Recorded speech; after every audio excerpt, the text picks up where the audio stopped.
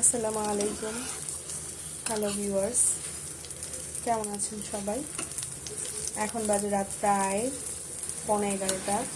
আর আমরা এখন দেখেন কি খাওয়ার প্রস্তুতি নিচ্ছি, কি তৈরি হচ্ছে।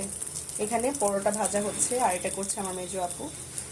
সকালবেলা আমাদের কারোরই সময় হয় নাই, অনেকেই ছিল না।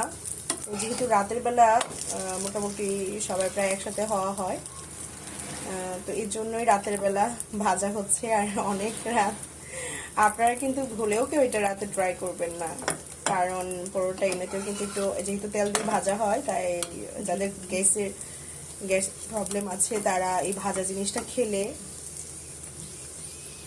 খারাপ লাগবে বা গ্যাসের সমস্যা দেখা দিতে পারে। এটা তেল না, সরি, এটা ঘি দিয়ে ভাজা হয়। একটু দেখেন, আমরা এগুলো খাবো, এখন প্রস্তুতি নিচ্ছি। আমাদের জন্য সবাই দোয়া করবেন, আমরা যেন ভালো থাকতে পারি, সুস্থ থাকতে পারি। তো সবাই ভালো থাকবেন, সুস্থ থাকবেন। আল্লাহ হাফিজ।